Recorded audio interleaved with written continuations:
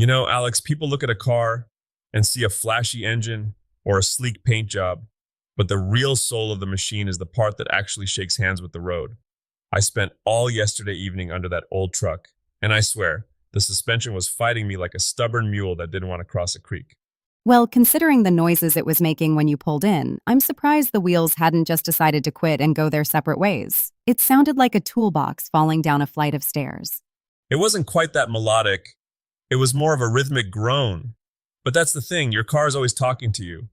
It's just that most folks don't start listening until the vehicle starts shouting. We're diving into the skeletal system today, steering and suspension. It's what keeps you from feeling every pebble like a personal insult from the pavement. It's one of those systems that feels like magic until something breaks. You turn the wheel, the car turns. Easy, right? But looking at the underside of your truck, there's a whole lot of linkage and geometry going on that looks suspiciously like a giant metal puzzle. It basically is. You got two main schools of thought on how to point those wheels. You have the rack and pinion, which is what most cars use today. It's elegant, just a round gear, the pinion, walking along a flat bar of teeth. Simple, direct, like drawing a line with a ruler. And the other one? The one that looks like it belongs on a steam engine? That's the conventional or recirculating ball system. You find that on the heavy hitters, full-size trucks, SUVs, the stuff built to haul more than just groceries. It uses a gearbox that moves a pitman arm back and forth. It's beefy, but it's got more joints than a family reunion, which means more places for things to get sloppy over time. Sloppy is the right word. I've driven some old trucks where the steering wheel has about 3 inches of suggestion before the tires actually decide to move. I call that nautical steering. You're not driving, you're just navigating the general direction of the horizon. Usually that's down to the tie rod ends or the idler arm just giving up the ghost. When those joints lose their grease and start wearing down, they develop a gap. That gap is the silence between you telling the car to move and the car actually doing it. So if I'm feeling that suggestion in my steering, where do I start? Do I just start tightening bolts until the shivering stops? Don't you dare. If you just crank down on things without knowing why, you're liable to snap a stud and end up in a much deeper hole. You have to be a bit of a detective. I usually get the front end up in the air and do the clock test.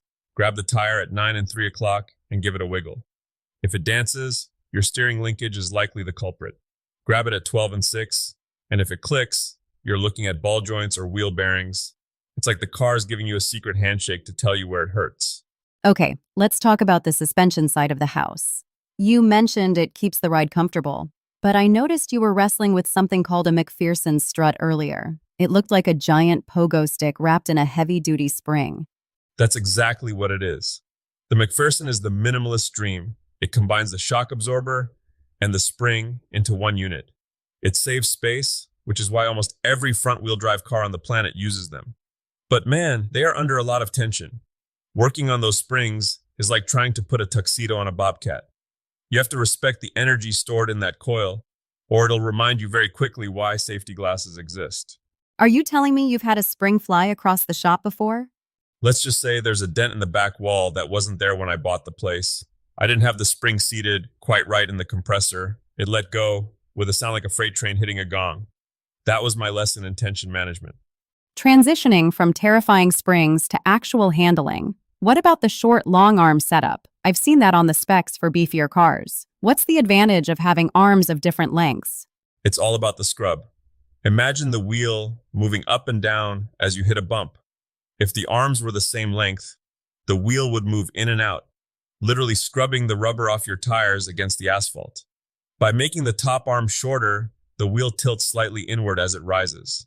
It keeps the footprint steady. It's a clever bit of geometry that saves your tires from a premature death. Speaking of premature death, I was reading that study guide you left on the bench. It talked about bushing preloading. That sounds like something I'd do to a capacitor, not a piece of rubber. Oh, that's a classic trap. When you replace a control arm or a bushing, you'll be tempted to tighten all the bolts while the car is still up on jack stands with the wheels hanging down. But if you do that, when you drop the car back on the ground, those rubber bushings are already twisted halfway to their breaking point. So the rubber is pre-stressed just by the car sitting still? Precisely. You drive over one pothole and snap, the rubber tears because it had nowhere left to go. You have to wait until the weight of the car is back on its own feet before you do that final torque wing. It's about letting the parts find their natural neutral position.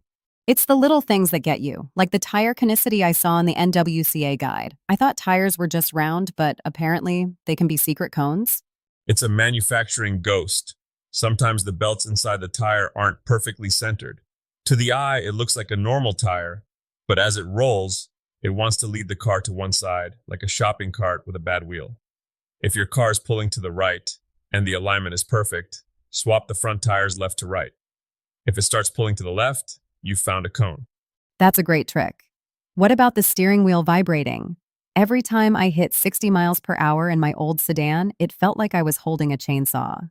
Most people jump straight to, I need an alignment, but an alignment usually won't cause a shake.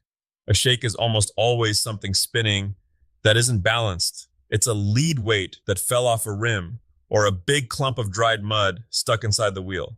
It could even be a flat spot if the car sat too long. But if it only happens when you touch the brakes, then you're talking about warped rotors. It's like being a doctor for things that can't talk. You have to interpret the shivers and the groans. It really is. And the most important talk the car does is through the tires. If you look at your tread and see feathering, where the edges of the tread blocks feel sharp in one direction but smooth in the other, your toe is out. The tires are basically trying to point away from each other while you're forcing them to go straight. You're essentially dragging them sideways down the highway. Which I imagine is great for fuel economy. About as good as dragging a boat anchor behind you. You know, we've talked a lot about the heavy mechanics, but for the hobbyist at home, what's the one thing they should never ignore? If the car starts making a certain noise, when is it time to stop waiting and seeing and start wrenching? If you hear a clunk when you turn the wheel or hit a small bump, that is your ball joints or tie rods saying they're ready to leave the chat. If a ball joint fails while you're moving, the wheel can literally fold underneath the car. It's not a limp home type of situation. It's a you are now a passenger situation. That got dark quickly. Well, the shop is a place of honesty. I've seen the results of I'll fix it next month. But on the flip side, there is nothing, and I mean nothing, more satisfying than taking a car that handled like a bowl of jello and giving it back its precision. When you replace those worn out shocks and those crunchy bushings, the car feels 10 years younger. It tracks straight, it corners flat, and suddenly you remember why you like driving in the first place. It's about restoring the connection. Exactly. So, what's the takeaway for the folks listening at home who might be eyeing that mysterious puddle of power steering fluid or wondering why their steering wheel is suddenly off center? Don't let the complexity scare you. At the end of the day, it's just pivots, levers, and cushions. Start with the easy stuff. Check your tire pressure, look for leaks, and do that wiggle test on the wheels. But most importantly, respect the symptoms. If the car feels different than it did last week, there's a reason. And maybe don't compress any springs unless you're absolutely sure you've got the right tools and a very sturdy wall. And a healthy dose of humility. Every time I pick up a wrench, I remind myself that the machine is always the one holding the answers. I'm just the guy trying to translate. Well, I think I'm going to go check my tire tread for feathering before I head home. You've made me paranoid. Paranoia is just another word for preventative maintenance, Alex. See you in the shop next time.